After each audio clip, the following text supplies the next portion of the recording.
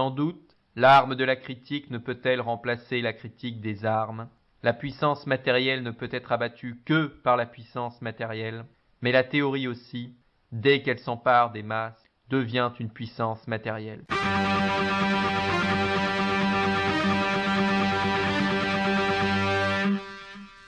Sortir du capitalisme, le podcast pour une critique émancipatrice du capitalisme.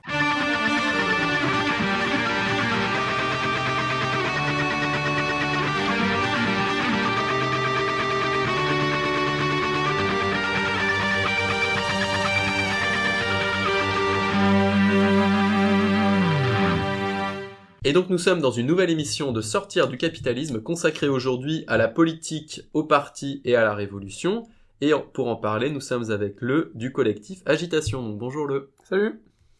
Alors du coup, aujourd'hui on va parler de cette question qui suscite un renouveau d'intérêt croissant dans les milieux d'extrême gauche,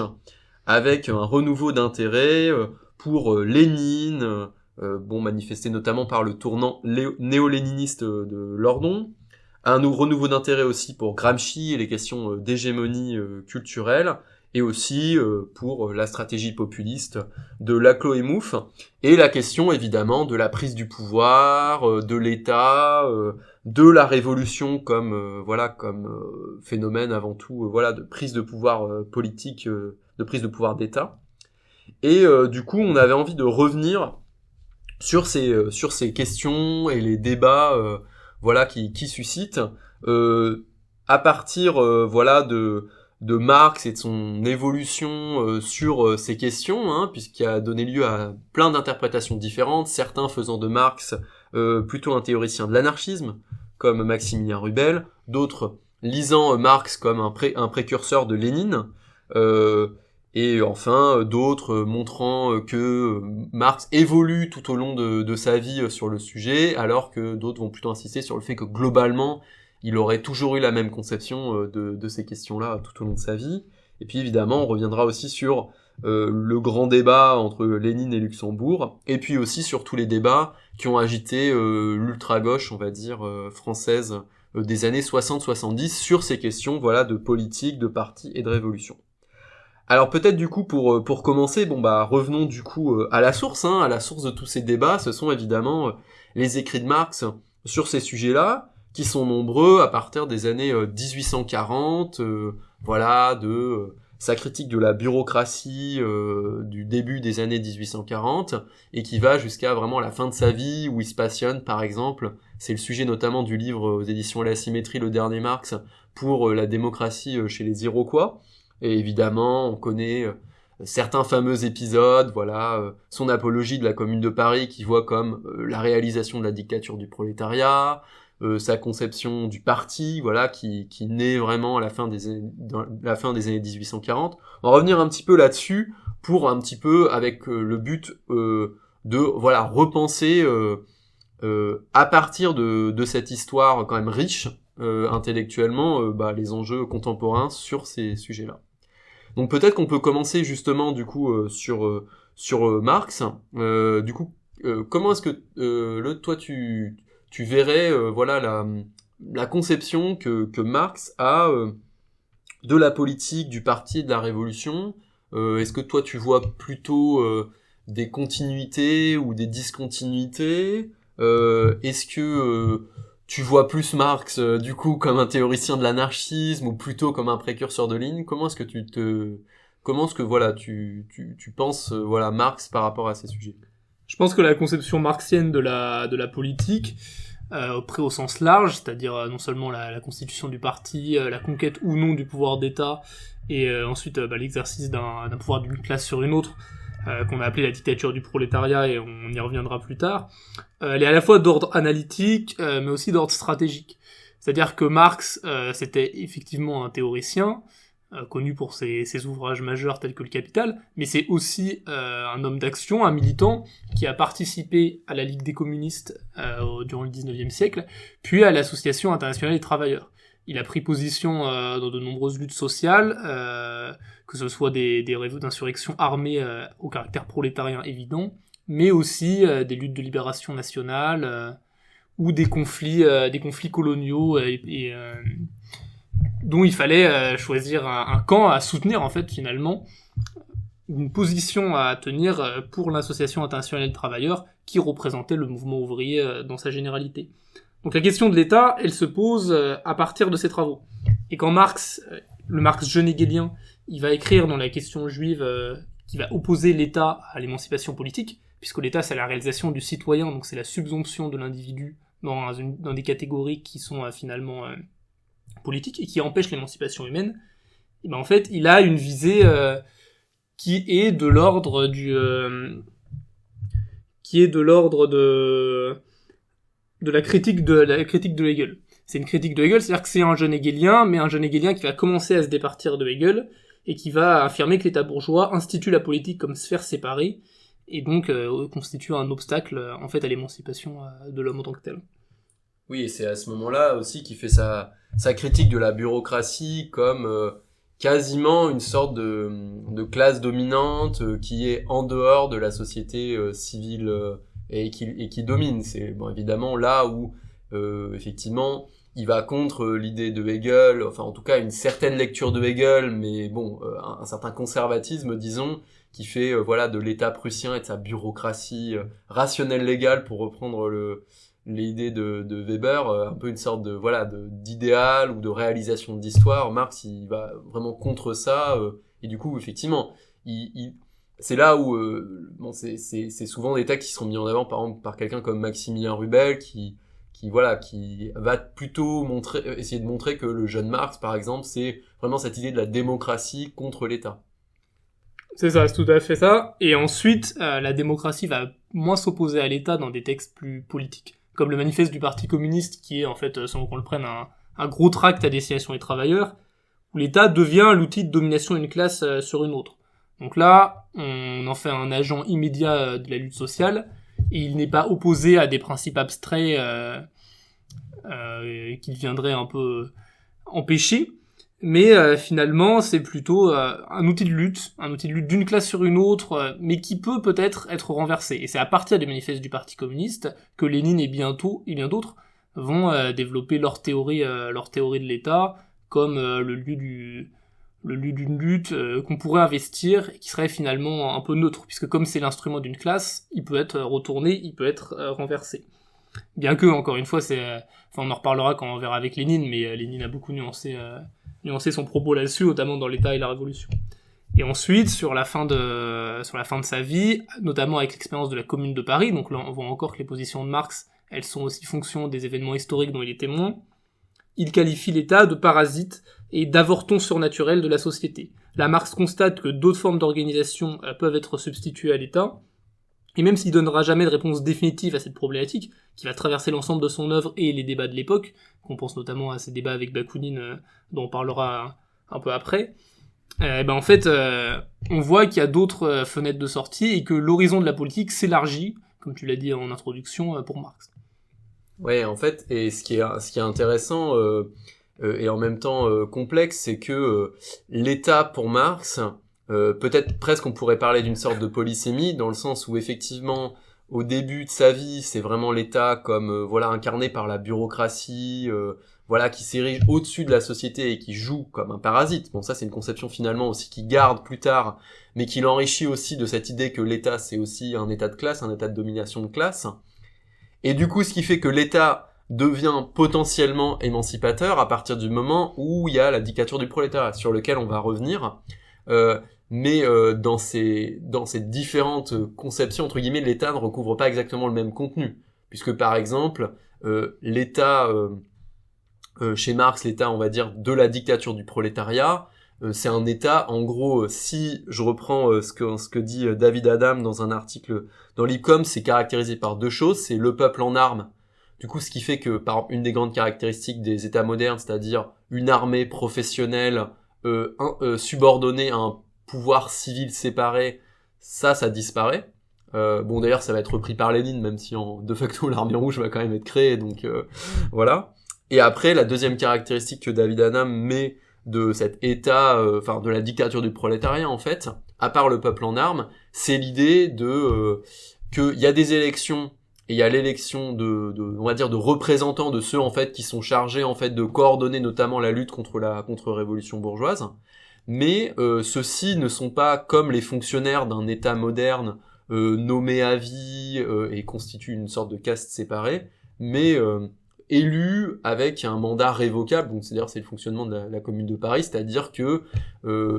les prolétaires qui les ont élus peuvent leur retirer le pouvoir à tout moment. Et donc effectivement, on est là sur... alors déjà, on est là dans une distinction par rapport à l'État moderne ou l'État bourgeois, cet État, entre guillemets, de la dictature du prolétariat de Marx, et on est aussi dans une distinction par rapport à ce que sera l'État soviétique, entre guillemets, l'État de Lénine. Donc effectivement, un petit peu comme sur la question du travail, ou qui donne lieu à des polémiques infinies, puisque qu'est-ce que veut dire la critique du travail à partir du moment où il y a 3 ou 4 définitions dans l'œuvre de Marx de ce que c'est que le travail. Là, on est un petit peu dans des polémiques, enfin, dans dans une polysémie, disons, du concept qui fait que effectivement,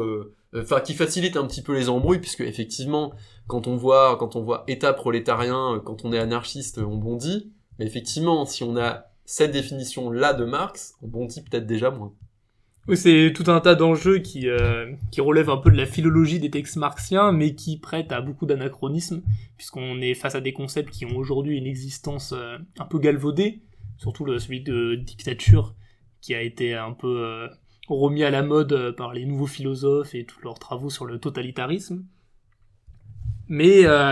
il a clarifié d'ailleurs lui-même Marx après la Commune, puisqu'il écrit à Engels en 1891 « Le philistin social-démocrate a été récemment saisi d'une terreur salutaire en entendant prononcer le mot de dictature du prolétariat. Eh bien messieurs, voulez-vous savoir de quoi cette dictature a l'air ? Regardez la Commune de Paris, c'était la dictature du prolétariat. » Donc là, il fait le lien explicite avec ce que tu as dit, c'est-à-dire qu'en fait, la dictature du prolétariat, c'est la forme de démocratie directe la plus libre, la plus exprimée, mais qui est la forme de démocratie exprimée par une classe. Et cette classe, c'est la classe des exploités. Et la notion de dictature du prolétariat, elle a évidemment connu un destin malheureux, par Lénine et par Staline ensuite, mais parce que ce sens, il revêt une ambivalence pour nous, lecteurs d'aujourd'hui, mais déjà à l'époque, on était sur des choses qui peuvent paraître parfois ambiguës. Par exemple, dans les luttes de classe en France, en 1850, Marx, il est encore jacobin, et là, pour lui, la dictature du prolétariat, ça reste quand même une centralisation de la puissance politique qui n'a pas nécessairement vocation à être abolie tout de suite dans le cours de la situation révolutionnaire. C'est d'abord une conquête du pouvoir politique, un affermissement du prolétariat, et lorsque le pouvoir est stabilisé, alors peut-être on verra, mais là, il n'en est pas encore question. Oui, là, effectivement, on voit une évolution par rapport à la Commune de Paris, où là, effectivement, son modèle de la Commune de Paris, c'est un peu l'inverse de ce qu'on entend par la dictature d'une minorité, puisque précisément ceux qui ont le pouvoir, c'est le peuple en armes de manière générale, puisqu'en général, l'arme de la critique ne remplace pas la critique par les armes. Donc vraiment, les armes, c'est un petit peu ce qui fait la puissance politique dans des moments révolutionnaires. Donc à partir du moment où tout le monde des classes dominées ont des armes, c'est eux qui ont collectivement le pouvoir, et ceux à qui on donne un petit peu plus de pouvoir, ce n'est qu'une délégation limitée, puisque le mandat révocable. Donc on est vraiment à l'inverse de la conception un petit peu encore avant-gardiste ou on va dire blanquiste de Marx fin des années 1840, même s'il est quand même déjà dans une critique du blanquisme. On reviendra peut-être un petit peu là-dessus. Mais ce qui est intéressant aussi, c'est que quand on regarde la composition de classe de la Commune de Paris, en fait on se rend compte que là où effectivement une des objections majeures, on peut dire ah oui mais le problème avec dictature du prolétariat, c'est si on comprend le prolétariat comme simplement les ouvriers d'usine. Du coup, en URSS, enfin en Russie, en 1917, ça voulait dire en gros donner le pouvoir que aux ouvriers d'usine. Bon, ce qui n'a pas été le cas vu que les ouvriers d'usine ils n'ont pas vraiment eu le pouvoir, c'est le parti bolchevique qui a pris le pouvoir à partir d'octobre. Mais en fait, on se rend compte que chez Marx en fait la dictature du prolétariat, ça veut dire en fait le pouvoir politique de la majorité, des classes dominées, y compris les artisans, les petits artisans, etc. Un pouvoir politique qui vise immédiatement, et ça je pense que c'est important de le dire, après sa phase jacobine, à son abolition. C'est-à-dire que la dictature du prolétariat, c'est l'exacerbation des conflits de classe, par le prolétariat qui prend le pouvoir et qui pointe littéralement en fait une arme sur la tempe de la bourgeoisie en visant finalement à la destruction du pouvoir bourgeois et de toutes ces catégories. Et ça, je pense que c'est important à le dire, et sinon on se condamne à ne rien comprendre aux polémiques qui ont agité l'AIT, et notamment celles qui opposent Marx à Bakounine. Puisqu'en fait, la question de la dictature du prolétariat, dans le sens avec lequel on vient de le présenter, elle pourrait aussi s'appliquer finalement à Bakounine, puisque chez Bakounine, il y a l'idée qu'il faut qu'une fraction un peu spontanée des prolétaires prennent le pouvoir enfin pas prendre le pouvoir au terme dans le sens de conquérir le pouvoir d'État, mais exercent une action violente, décisive contre la bourgeoisie. Donc là, on est dans une forme de dictature du prolétariat, même s'il n'y a pas d'État à la fin, quoi. Et d'ailleurs, je dirais qu'un des paradoxes finalement de la polémique entre Marx et Bakounine, surtout à l'aune, on va dire, de l'affrontement de la relecture de cet affrontement par les léninistes d'une part et les anarchistes d'autre part, c'est que Marx, quand il développe sa conception du parti à la fin des années 1840, premièrement, pour lui, le parti, il le dit d'ailleurs dans le manifeste du Parti communiste, le Parti communiste n'est qu'une fraction du parti ouvrier plus général, et là il entend parti ouvrier simplement comme le mouvement ouvrier organisé dans un sens assez lâche finalement, parce qu'il considère par exemple que le chartisme c'est un parti, alors qu'aujourd'hui on dirait que c'est un mouvement social, voilà, qui a une certaine structuration, qui a des figures, une certaine organisation, mais qui n'est pas du tout le parti bolchevique, l'avant-garde de révolutionnaires professionnels de Lénine d'avant 1917, et encore moins le parti de masse bureaucratique de Staline d'après 1917. Et d'autre part, chez Marx, cette conception du parti communiste qui, en fait, du coup, correspond en fait surtout à une sorte d'organisation qui vise à intervenir dans le mouvement ouvrier organisé pour, lui, il met en avant deux choses. D'une part, mettre en avant les intérêts spécifiques du prolétariat, indépendamment de toute question de nationalité. Et d'autre part, évidemment, être la fraction la plus radicale, entre guillemets, du parti ouvrier. Mais donc, du coup, il ne pense pas ce parti communiste comme dominant une masse ouvrière qui serait simplement bête et méchante et qu'on devrait mener entre guillemets comme un troupeau, qui sera un petit peu la conception de Lénine plus tard. Mais en fait, il pense assez modestement en fait le parti communiste qui à l'époque est incarné par la Ligue des communistes, qui est une petite organisation au final de quelques centaines de personnes, comme simplement une sorte d'organisation plus ou moins structurée, qui essaye d'intervenir dans les luttes sociales pour promouvoir vraiment les intérêts spécifiques du prolétariat et le pousser à, d'une part refuser le nationalisme et d'autre part refuser le compromis avec la bourgeoisie. Et sur un mode d'organisation, pour finir, qui est celui d'une démocratie interne très importante, c'est-à-dire que l'idée de Marx, c'est que ces partis, entre guillemets, deviennent des organisations de masse qui sont rejoignables, où ce sont les adhérents eux-mêmes qui fixent la ligne à travers des congrès, alors que, effectivement, là où on peut un petit peu critiquer Bakounine, c'est que la pratique de Bakounine, qui est en fait typique de l'époque, c'est là où la Ligue des communistes tranche un petit peu, et d'ailleurs explicitement cherche à se distinguer d'eux, le mode de fonctionnement de Bakounine jusqu'à l'international anti-autoritaire, c'est celui d'une sorte de petite secte qui est très ritualisée, secrète, de quelques individus qui jurent serment et qui obéit à une sorte de dictateur qui est Bakounine. Donc en fait, Bakounine effectivement va devenir, un précurseur de l'anarchisme, et ensuite il va connaître une évolution, mais c'est pas le plus anti-autoritaire des deux en termes de pratique politique jusqu'à en fait assez tardivement. Tout à fait. D'ailleurs, la notion de parti chez Marx, elle revêt en fait le sens, je pense qu'on pourrait le dire, du mouvement réel, tel qu'il le définit dans l'idéologie allemande. Le parti croît au fur et à mesure que les luttes sociales s'intensifient, et que la question du communisme, elle revient à l'ordre du jour. Et d'ailleurs, Marx était favorable à une dissolution de l'AIT, car il la considérait désormais, à une période de lutte sociale, comme obsolète, comme une structure d'organisation formelle du prolétariat qui avait plus vraiment de sens à l'époque où il existait. Donc on voit que le parti, en fait, chez Marx, c'est une notion avant tout historique. C'est pas une notion stratégique à laquelle il faudrait correspondre pour réaliser le communisme. C'est quelque chose qui se produit et dont, alors ça, Gilles Dauvé en parle dans un article sur l'idéologie ultra-gauche, qu'il faudrait ni craindre, comme le font les conseillistes et les anti-autoritaires en général, ni construire, comme le font les léninistes. Le parti, il surgit presque spontanément, en fait. Et là, on voit que c'est une phase assez méconnue de la pensée de Marx. Il surgit spontanément du développement du capital, et le prolétariat s'y engage. Alors ensuite, qu'est-ce qu'on fait du parti? Qu'est-ce qu'il devient quand on connaît un reflux des luttes sociales? Ça, c'est une autre question, et c'est une question à laquelle, notamment Amedeo Bordiga et le bordiguisme en général, va s'atteler, en disant, en fait, le parti doit, même quand il se passe rien, même quand c'est la léthargie du mouvement ouvrier, il doit faire survivre l'idée de communisme, la ligne rouge marxiste, et c'est un peu un relais qui gonfle, qui se dégonfle, un baromètre, finalement, des luttes.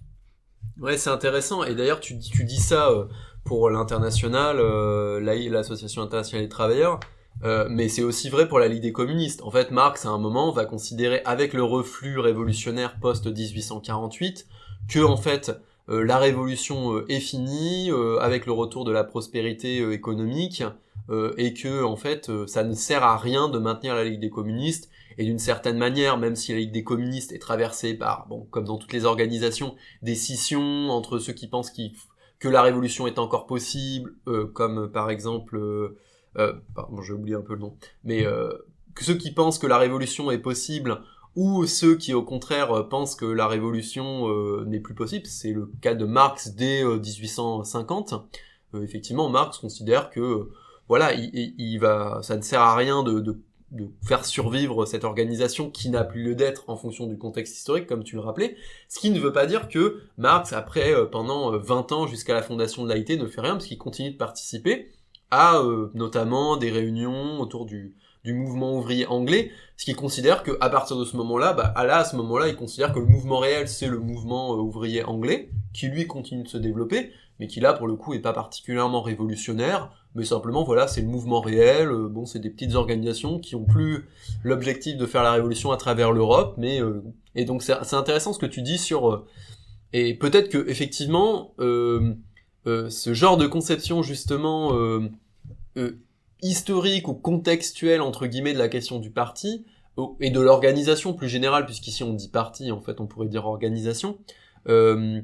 c'est peut-être quelque chose qui permettrait de dépasser peut-être le fétichisme du parti ou de l'anti-parti. Le fétichisme du parti, qui est typiquement celui des léninistes, où finalement, ce qui fait que ça conduit pratiquement à la multiplication d'un certain nombre de groupuscules ou de sectes de partis qui ont tous prétention à devenir le nouveau parti de l'avant-garde du prolétariat, y compris dans des moments où il se passe rien, et y compris en ayant une composition sociologique qui n'est pas très prolétarienne.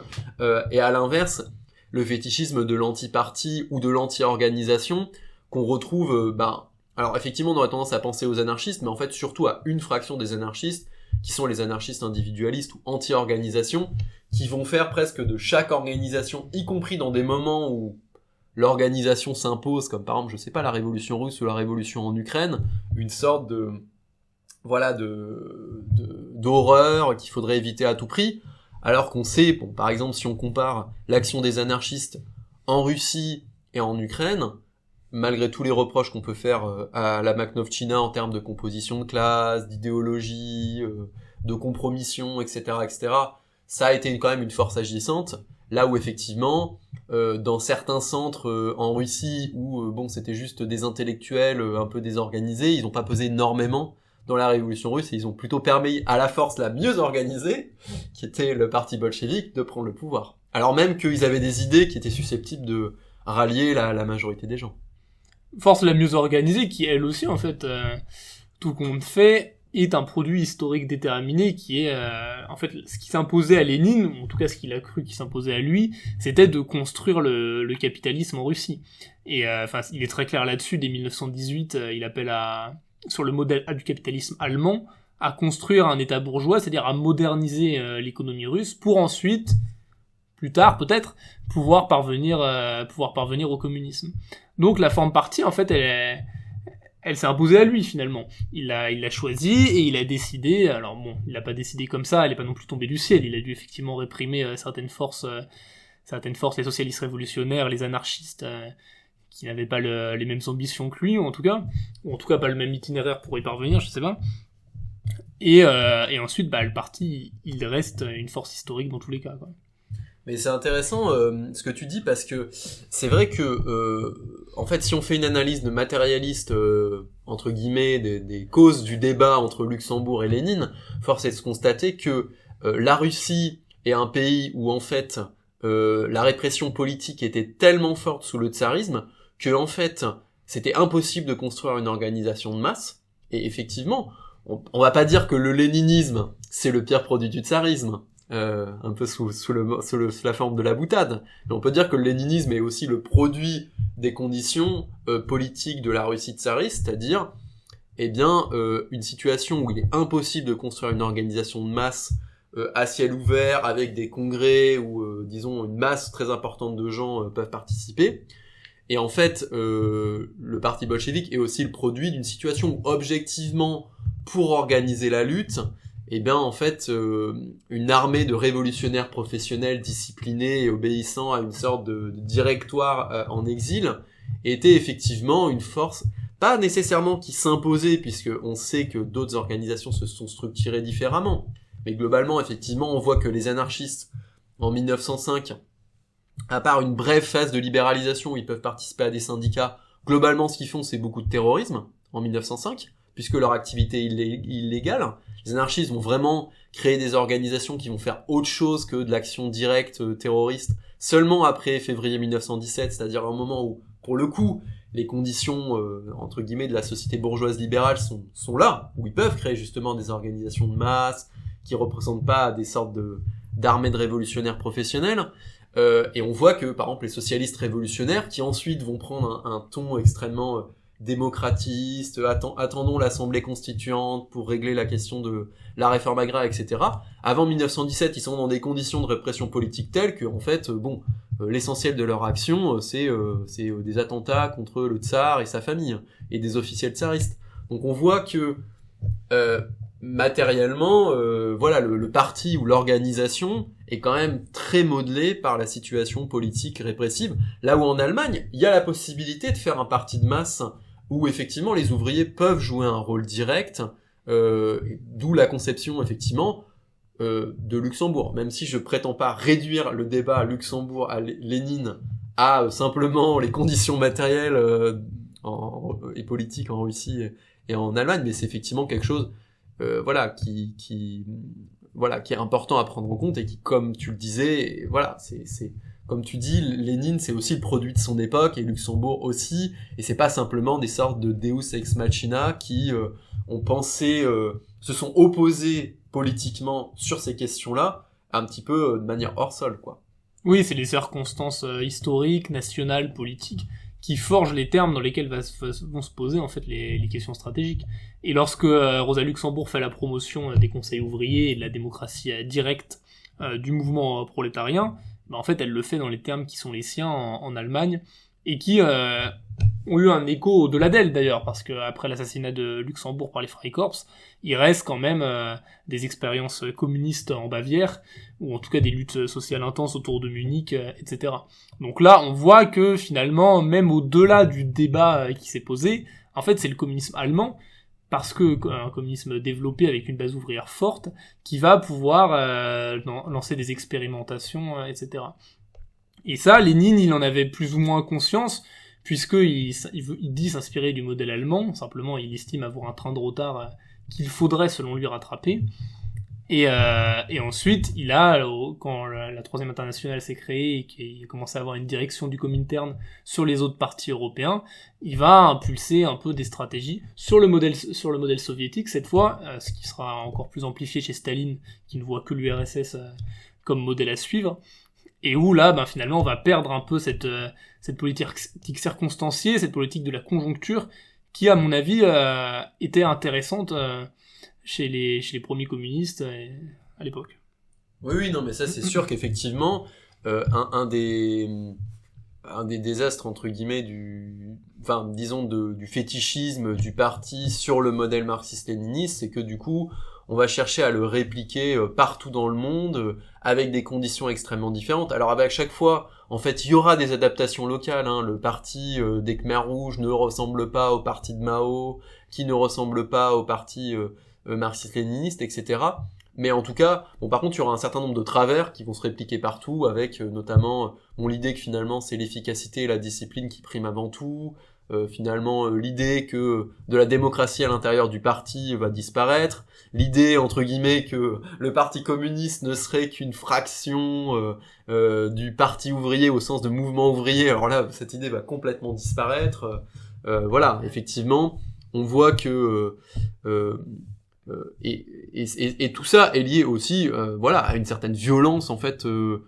politique et sociale. On va pas nier le fait que ce qui modèle aussi tous les aspects négatifs du modèle marxiste-léniniste, de la révolution, de la prise du pouvoir du parti, de la dictature du parti sur le prolétariat plus que de la dictature du prolétariat, c'est aussi le fait que c'était sans tomber dans la thèse que toutes les circonstances expliquent tout, puisqu'on voit bien que chez Lénine, en fait, il y a quand même, dès la phase avant 1917, il y a un certain cynisme, une certaine conception de la politique qui accepte aussi, qui fait passer l'efficacité avant tout. Par exemple, c'est comme ça qu'il va s'opposer à de nombreux camarades de son parti au début des années 1900. Sur une histoire qui peut paraître anecdotique, mais en fait,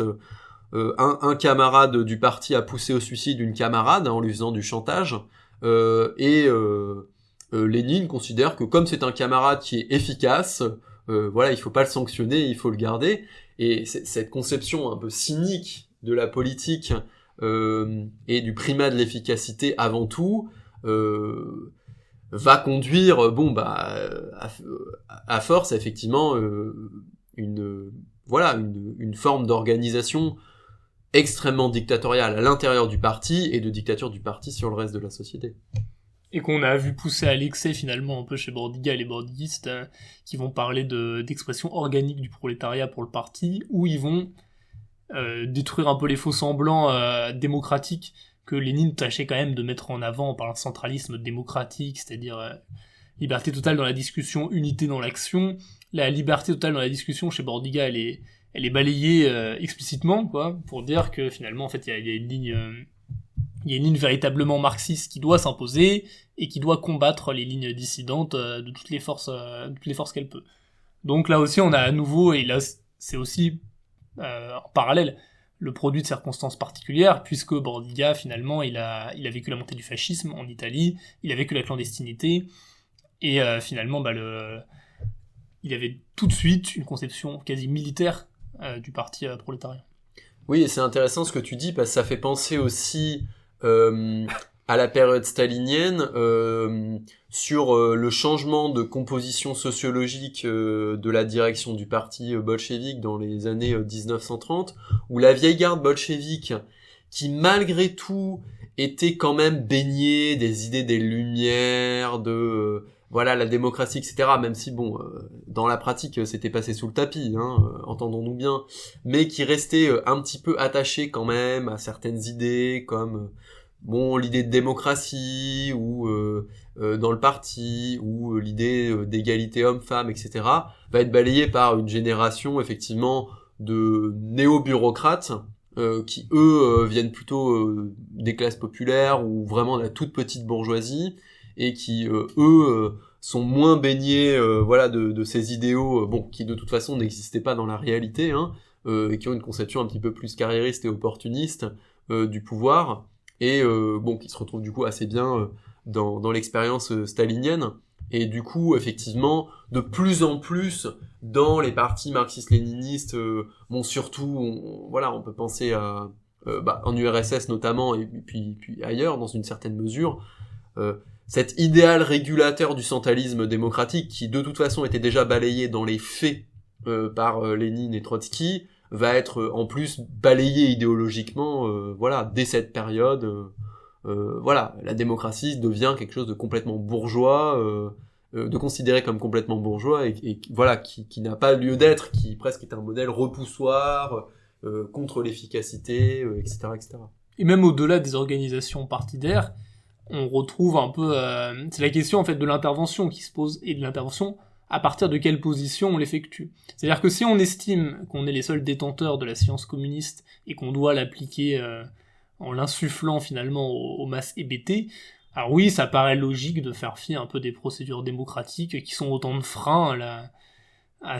la conscience de classe. Et la question de l'intervention, elle va se poser de manière plus générale dans les luttes sociales de l'après-Seconde Guerre mondiale, et notamment en mai 68 en France, avec des groupes conseillistes qui donc apparemment, a priori, vont refuser le contrôle du pouvoir d'État, la forme du parti, mais qui vont quand même se poser la question de l'intervention. C'est-à-dire comment on fait de l'intervention, qui on est par rapport au prolétariat, est-ce qu'on assume cette position d'extériorité, et qu'est-ce qu'on fait à partir d'elle. Oui, et justement c'est effectivement une question qui est importante, puisque effectivement le conseillisme dès ses origines, pour revenir un petit peu en arrière, mais le mouvement conseilliste il prend presque deux orientations assez différentes déjà dans l'Allemagne des années 1920, avec, on va dire, un conseillisme plutôt celui, par exemple, de quelqu'un comme Pankow, qui conduit à une forme d'anti-interventionnisme, presque une conception un peu déterministe et mécaniste de l'histoire, où finalement c'est le prolétariat spontanément qui fera la révolution. Et à l'inverse, on a des formes de conseillisme beaucoup plus avant-gardistes, voilà, qu'on retrouve notamment chez les héritiers du KAPD, qui était une sorte, voilà, un peu une sorte de tendance gauchiste à la gauche du Parti communiste allemand. Bon, tout ça est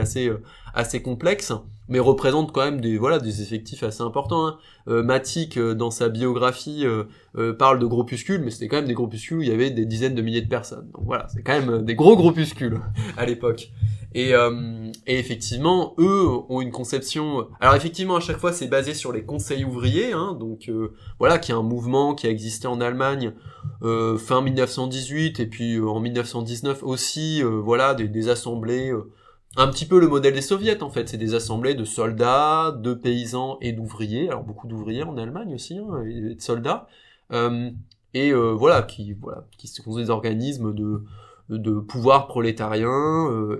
voilà, de prise de décision démocratique. Et effectivement, ce qui unit les conseillistes, c'est évidemment l'idée que le pouvoir, ça doit être ça. Donc c'est un petit peu leur slogan, ce serait presque tout le pouvoir au Conseil, et pas tout le pouvoir aux soviets. Mais effectivement, ce genre de dilemme et de débat qu'il y avait déjà dans le conseillisme, on va dire germano-hollandais des années 1920, va se retrouver en 68 entre d'une part plutôt la tendance incarnée par ce qui va devenir Échanger Mouvement, donc qui à l'époque s'appelle l'ICO, et d'autre part, par exemple les situationnistes qui feront une fameuse critique de cette tendance de l'ICO en disant qu'elle était à l'avant-garde de l'impuissance. Oui, là d'ailleurs, les situationnistes, ils reprennent, alors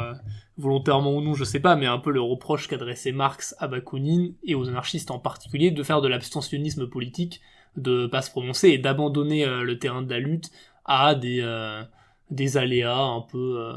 volontaristes finalement. Alors que ICO, volontariste, chez Bakounine c'était des anarchistes, et chez ICO c'est des ouvriers qu'on va regarder, et nous on va se contenter, donc ICO c'est information et correspondance ouvrière, justement on va se contenter de relayer leurs luttes, de relayer leurs actions, sans y prendre part, puisque, alors la question de la légitimité ne se posait pas à l'époque,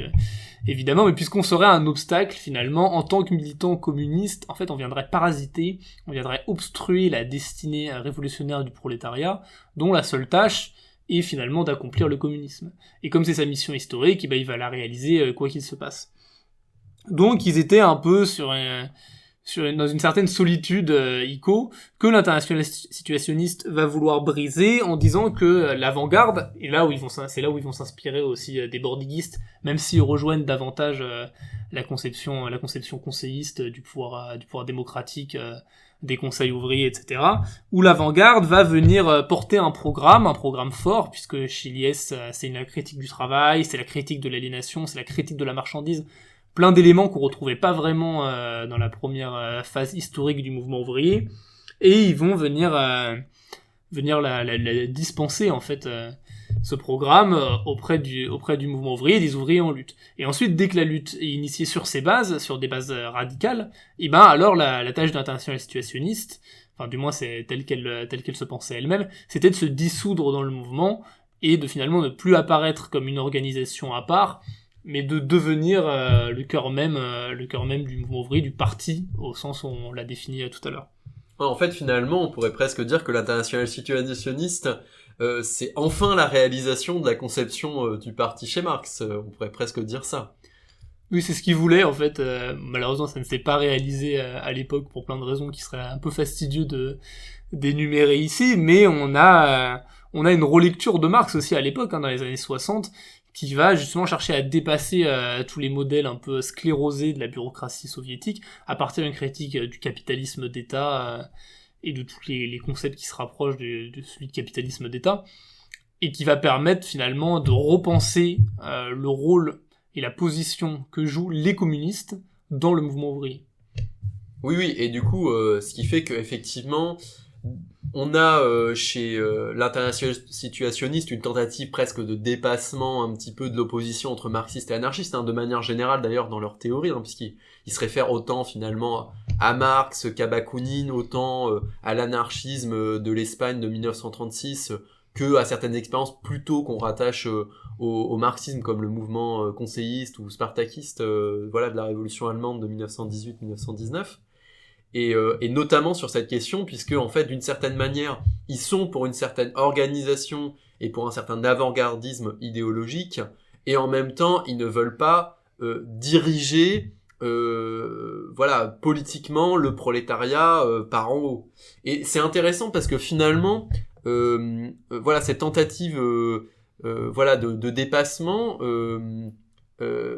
en fait entre une certaine idée du marxisme et une certaine idée de l'anarchisme, en réalité si on regarde par exemple la pratique de Bakounine, c'est encore compliqué, parce que Bakounine, qu'est-ce qu'il fait à Lyon en 1870 au moment de la première commune de Lyon? En fait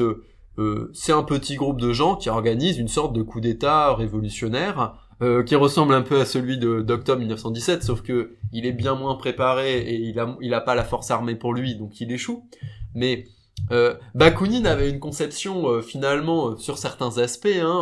presque plus machiavélique que l'international situationniste, dans le sens où lui, son idée c'était un petit peu d'exercer une sorte d'influence dans l'ombre sur la révolution pour qu'elle s'oriente bien. Là où l'international situationniste dit quand même,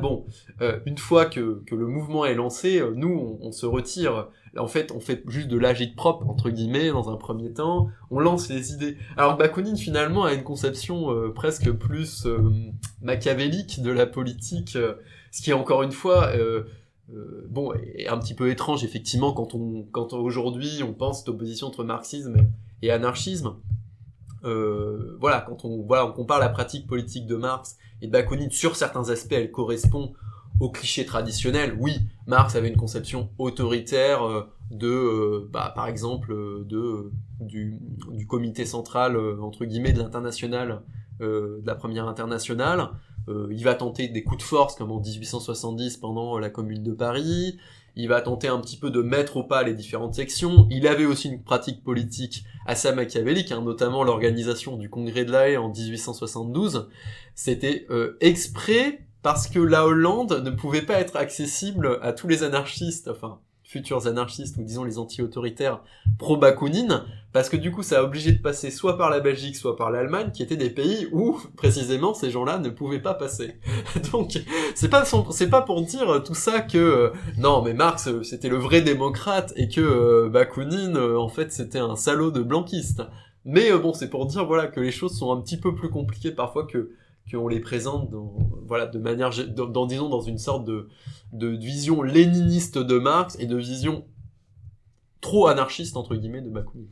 Ouais, tout à fait. D'ailleurs, dans tous les luttes sociales et dans toutes les organisations révolutionnaires, il y a des luttes de ligne qu'il faut analyser. Mais nous, notre tâche en tant que matérialistes, c'est aussi de penser ce qu'on reflète ces luttes de ligne. Est-ce qu'elles sont le produit d'une époque, quelles caractéristiques sociales elles mettent en exergue de la part de leurs participants, de leurs initiateurs, etc. Et donc, en fait, plutôt que de figer des doctrines théoriques et d'essayer de les transplanter dans notre époque aujourd'hui, c'est-à-dire encore de construire le parti, la 4e, 5e, 6e internationale du mouvement ouvrier, c'est dire, constituer des débats et voir en quoi ces débats, ils étaient un produit de la lutte des classes telle qu'elle se jouait à l'époque, et aujourd'hui, quels sont les changements qui sont intervenus, qui peuvent et qui doivent nous permettre de repenser ces débats stratégiques, de repenser le sens qu'on donne à la tactique aujourd'hui. Et moi, ce que je pense également, c'est que on a assisté à un événement majeur au milieu des années 1970, un événement majeur qui est processuel et qui est encore court aujourd'hui, qui est la restructuration du rapport capital-travail, et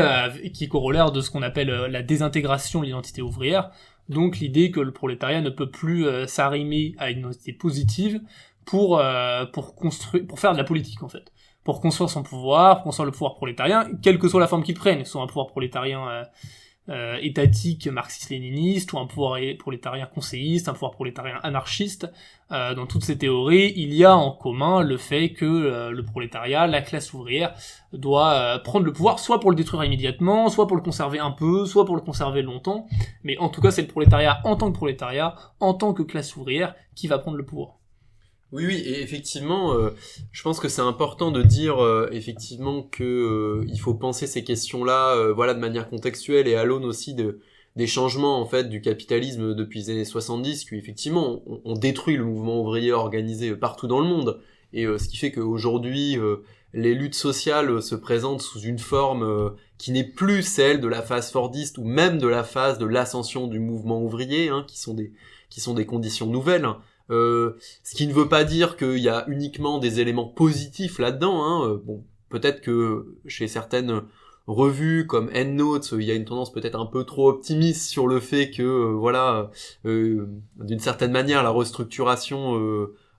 créerait les conditions enfin d'une certaine manière d'une lutte pure entre guillemets du prolétariat contre les formes et contre, en dehors de toute organisation, le prolétariat, s'attaquerait enfin au capital, et donc il y aurait une tendance, finalement à l'œuvre dans tous les mouvements populistes aujourd'hui à travers le monde qui irait vers le communisme. Bon, je pense que c'est un petit peu plus compliqué que ça, mais en tout cas, ce qui est sûr, c'est que aujourd'hui, tenter, comme le font beaucoup à gauche,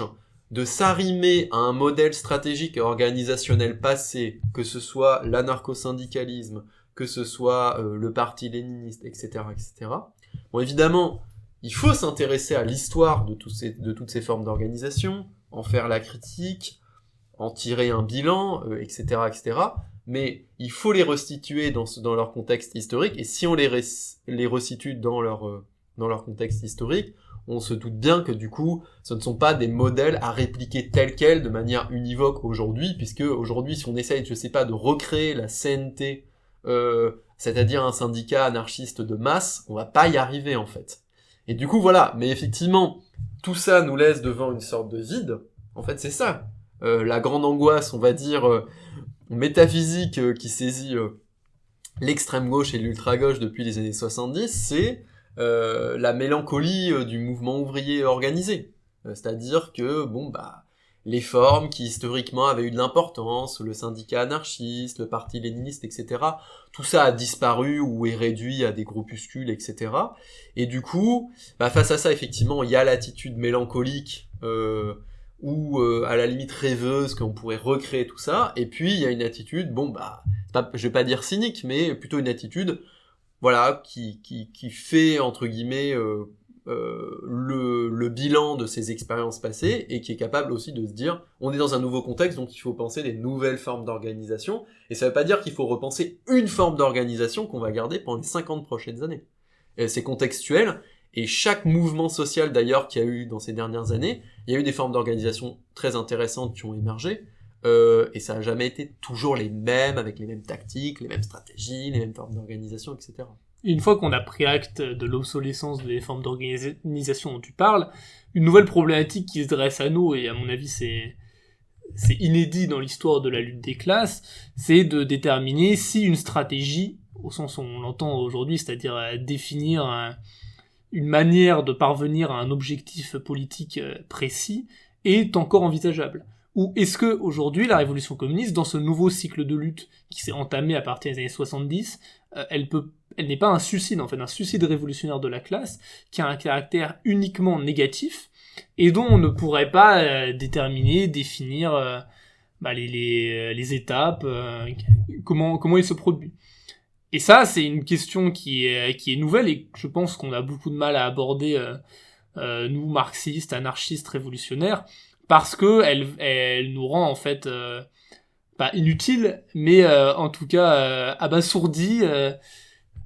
et un peu encore plus extérieur qu'on l'était auparavant du mouvement ouvrier, puisque là aujourd'hui le mouvement ouvrier lui-même il est extérieur à l'existence du prolétariat. Et finalement on est tous un peu atomisés dans ce chaos qui est le capitalisme restructuré, et ça nécessite d'envisager de nouveaux concepts, de nouvelles théories, de nouvelles formes de lutte qui sont encore aujourd'hui à l'œuvre. Par exemple les émeutes qui ont tendance à se généraliser plutôt que des insurrections armées préparées, organisées selon des services d'ordre conséquents, ou des organisations paramilitaires, et qui, à mon avis, restent un impensé, un angle mort majeur des théories communistes actuelles. Oui, et ce qui est en fait, je pense, compliqué aujourd'hui, c'est comment dire, c'est un double écueil de croire que le mouvement réel mènerait inévitablement au communisme,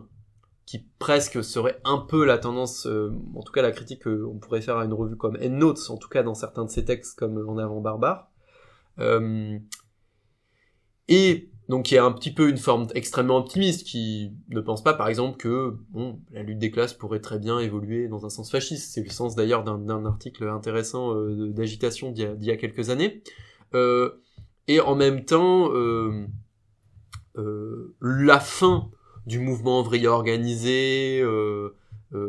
et voilà la défaite globale politique du mouvement ouvrier organisé et de ses différentes organisations et de ses différentes formes d'organisation, la crise de l'identité ouvrière et la crise de tous les modèles politiques, que ce soit le parti léniniste, le syndicat anarchiste, etc. Tout ça évidemment nous plonge dans un certain désarroi et dans une certaine mélancolie, mais ça ne veut pas dire pour autant que que tout est fini, que y a plus aucun espoir. Après, évidemment, la question qui se pose et qui est complexe, c'est à partir du moment où on fait le constat que rien ne sera plus jamais comme avant, et qu'en même temps le mouvement réel ne va pas nécessairement mener au communisme, la question c'est qu'est-ce qu'on fait. Effectivement, qu'il y a une question complexe, puisque si on croit que le mouvement réel mène inévitablement au communisme, on peut se tourner les pouces et vaquer à notre vie capitaliste jusqu'à ce que le communisme arrive mécaniquement. Si à l'inverse, on pense que tout est foutu, en fait,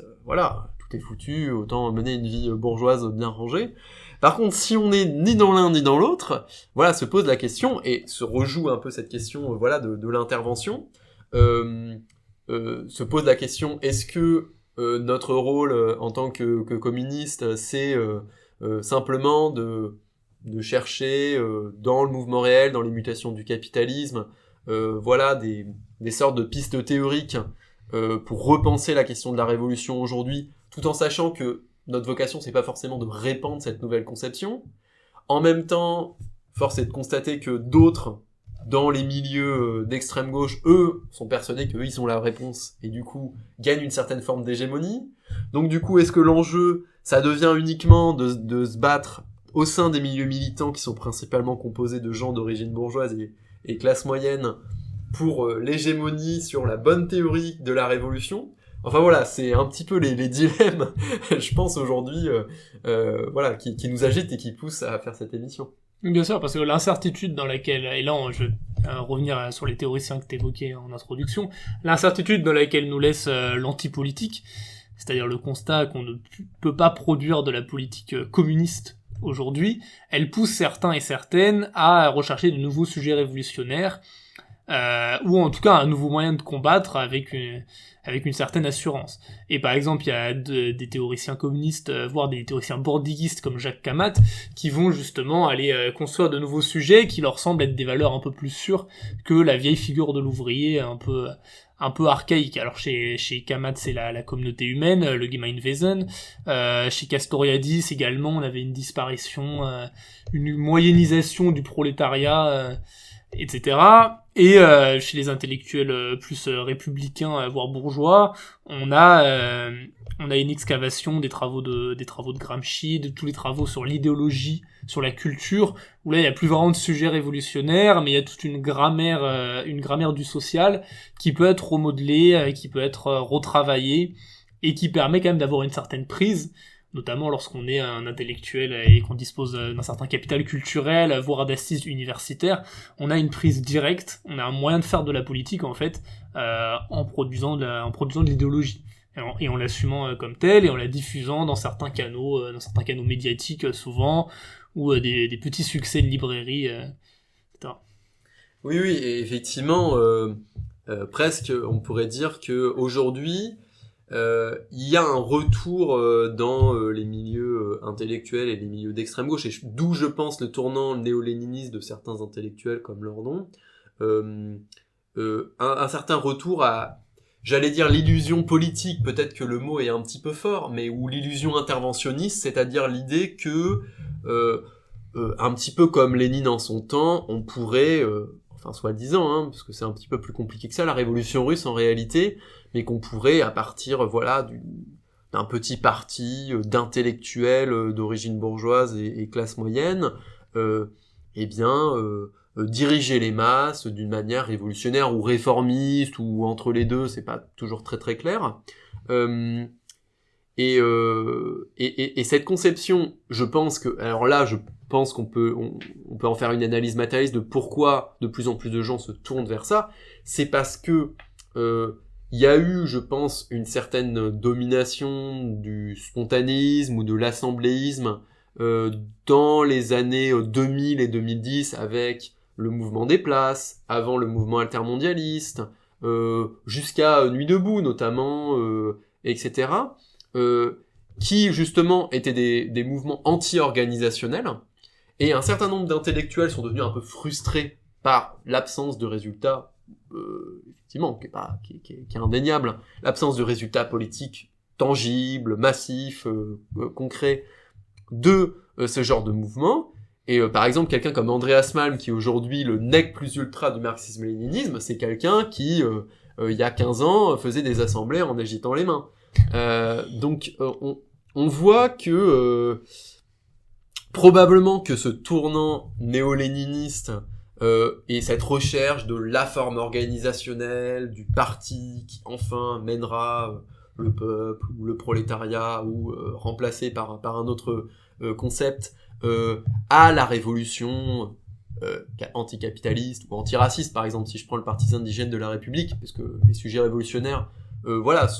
n'y a plus que le prolétariat comme sujet révolutionnaire potentiel aujourd'hui. On retombe un petit peu là-dedans, et je pense que ça naît aussi du fait que qu'il y a un échec aujourd'hui aussi, des formes de mouvements sociaux plus assembléistes et altermondialistes, etc. Bon, après, je pense qu'il faut pas se faire d'illusions sur le fait que ces autres formes plus avant-gardistes, plus autoritaires, etc., seront aussi des échecs. Mais bon, effectivement, je pense que, entre guillemets, on peut comprendre aujourd'hui cette illusion politique qui est extrêmement tentante, puisque sinon on a l'impression de se condamner à l'impuissance, ou simplement à faire sa petite revue théorique dans son coin. Et effectivement, on comprend que un grand nombre de gens dans les milieux d'extrême gauche se tournent plus là-dessus, mais on n'a pas forcément envie de... C'est pas une émission qui propose, disons, une sorte d'anti-interventionnisme tellement radical qu'en fait il ne faudrait plus rien faire. Un petit peu comme, disons, une version extrême de l'ICO, qu'il faut le dire quand même, eux ils étaient quand même pour participer aux luttes dans les usines. Quand ils étaient employés d'une usine, ils participaient à toutes les luttes. C'est juste simplement, ils prétendaient pas diriger la lutte ou diffuser leurs idées conseillistes dans les luttes. Ils participaient en tant qu'ouvriers et pas en tant que conseillistes. C'est ça. Donc évidemment, à minima, bien sûr que la participation aux luttes sociales en tant que prolétaire, en tant que prof, en tant que je ne sais pas quoi, évidemment, elle est nécessaire. Bah, de toute façon, en fait, elle est rendue nécessaire par les circonstances historiques, voilà, de l'offensive continue du capital dans la lutte des classes. Mais en tout cas, voilà, un peu une émission pour peut-être dissiper certaines illusions sur la possibilité de trouver une sorte de modèle d'intervention politique qu'on pourrait reprendre dans le passé et réappliquer aujourd'hui tel quel et qui serait vraiment efficace. D'une part, je pense qu'il faut pas se faire d'illusions sur son efficacité, et d'autre part, et là je pense que c'est là où l'histoire des luttes est intéressante, c'est que même parfois quand c'est efficace, ça peut donner des résultats un petit peu catastrophiques. Tout à fait. Et d'ailleurs, là, je suis tout à fait d'accord avec toi également, c'est le fait que, en fait, les théories dont on parle, quelles qu'elles soient, à quelle époque où elles surviennent, et ben en fait, elles sont les produits des luttes sociales, elles tirent des expériences des luttes sociales passées, et elles les interprètent correctement ou non. Par exemple, là, récemment avec les gilets jaunes, l'échec des gilets jaunes a beaucoup été imputé au manque d'organisation et donc au fait que si tous les gilets jaunes avaient rejoint un parti ou un syndicat, alors ils auraient obtenu une victoire sur le gouvernement. Mais enfin, la question qui ne se pose pas lorsqu'on fait cette interprétation, c'est pourquoi les gilets jaunes n'ont pas rejoint ce dit parti ou ce dit syndicat. Mais bref, pour en revenir à ce que je voulais dire, c'est que les théories, elles sont produites par les luttes, elles en sont les relais, elles en sont même la traduction intellectuelle en fait des luttes sociales. Et tout ce débat qu'on est en train de jouer, c'est pour ça qu'il doit être remis en cause en permanence, qu'on doit re-questionner ces termes. Et ça, c'est un geste qui est fondamental et qui, à mon avis, doit être développé dans les milieux militants et les milieux communistes en général. Oui, et c'est une très bonne conclusion parce que effectivement, on pourrait dire que Marx lui-même, en fait, a constamment remis en cause ses propres conceptions. Bakounine aussi, d'ailleurs, dans une certaine mesure, à fur et à mesure qu'ils ont rencontré des nouvelles expériences et des nouvelles formes de lutte sociale, et que eux n'ont pas porté d'une manière avant-gardiste en avant. Souvent, Lénine, que ce soit Marx, que ce soit Bakounine, souvent ils ont été presque à l'arrière-train de l'histoire. Ils ont suivi le mouvement de l'histoire. Éventuellement, à un moment, ils l'ont chevauché entre guillemets comme Lénine, où ils ont anticipé certaines de ses tendances, où ils ont cherché voilà à y contribuer comme Marx et Bakounine dans l'Internationale. Mais en tout cas, il faut bien entre guillemets, je pense que c'est une bonne conclusion, voilà, aussi avoir une certaine modestie, une modestie de celles et ceux qui, depuis leur position de militants communistes, d'intellectuels, etc., prétendent intervenir dans les mouvements sociaux autrement que en tant que prolétaires, profs, etc., etc. Ça, c'est évidemment une partie qui est parfaitement compréhensible. Si évidemment, comme disait Marx, toutes les révolutions ont toujours tendance à penser avec les figures du passé. Donc 1848, c'est pensé à partir de 1793, 1793 à partir de 1789. Aujourd'hui, il y a plein de gens. En 68, beaucoup de gens ont pensé 68 comme une répétition de 1917 ou de 1871 en fonction de leurs obédiences. Si évidemment ce réflexe, il est normal, et voilà, et les gilets jaunes se pensaient comme les héritiers de la Révolution française, voilà, il faut bien avoir conscience que, en fait, l'histoire de la Révolution ou des mouvements sociaux ne se répète pas deux fois. Et pourquoi pas, si les circonstances semblent nous y prêter, passer du marxisme à de l'anarchisme ou de l'anarchisme au marxisme, comme l'ont fait certaines grandes figures, comme Victor Serge, comme Karl Korsch, sans pour autant renier leurs idéaux d'émancipation humaine et d'abolition du capital. Et nous, ce qui, à mon avis, est pertinent aujourd'hui dans les temps qu'on traverse, c'est aussi penser la rupture, et c'est-à-dire savoir que toute stratégie qu'on imagine, elle est rupture qualitative avec la manière dont on envisage le politique, nous, en tant qu'êtres humains, empêtrés dans des rapports sociaux capitalistes, et finalement forcés de composer avec. Et comme le disait Bruno Astarian, les mots dont nous disposons aujourd'hui n'ont pas prévu qu'une société puisse être communiste, et même puisse être révolutionnaire. Oui, bah c'est une belle conclusion aussi, effectivement, enfin de modestie et aussi un petit peu d'autocritique du sectarisme, c'est-à-dire que bon, en fait, c'est pas nous qui avons les clés de la révolution future, et donc effectivement, s'écharper aujourd'hui sur le bon modèle d'organisation de la révolution future. Ça veut pas dire que ça n'a aucun intérêt, puisqu'effectivement, on peut débattre en fonction de ses affinités des luttes passées et de ce qui est problématique ou pas dans telle et telle lutte passée. Mais par contre, aujourd'hui, prétendre avoir le modèle d'intervention et le modèle de l'organisation révolutionnaire, c'est péremptoire et ça crée des divisions qui sont plus des sortes de luttes de pouvoir de tentative de chacun de constituer sa petite chapelle ou sa petite secte, que quelque chose qui va vraiment favoriser entre guillemets la révolution ou voilà. Mais du coup écoute, merci du coup beaucoup d'avoir participé à cette discussion sur ce sujet, sur la politique, le parti, et on pourrait dire aussi l'organisation révolutionnaire plus généralement, et la révolution. Et donc on te retrouvera pour une autre émission sur un sujet assez proches, qui sont sur la question des théories marxiennes et marxistes de l'État, puisqu'évidemment là on a beaucoup parlé plutôt de changement politique, de parti, d'organisation révolutionnaire, de révolution, mais évidemment tout ça est un peu en lien quand même aussi avec la manière dont on conceptualise l'État, et notamment l'État dans le capital et dans le capitalisme. Donc merci beaucoup. Merci.